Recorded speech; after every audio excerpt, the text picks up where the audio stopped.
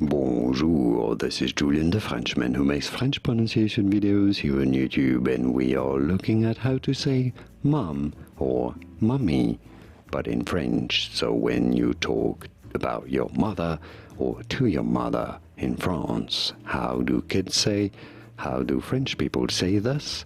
Maman, maman. Maman is how you call your mother. Maman, my mummy. Funnily enough, you would say, to say my mummy, you'd say ma maman. Ma maman is my mummy, or just maman for mummy. And now you know. Did you get this? Was this any helpful? Let me know in the comments and by using the like button.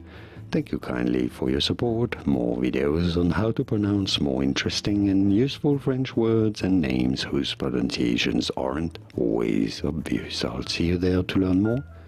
Thanks for watching.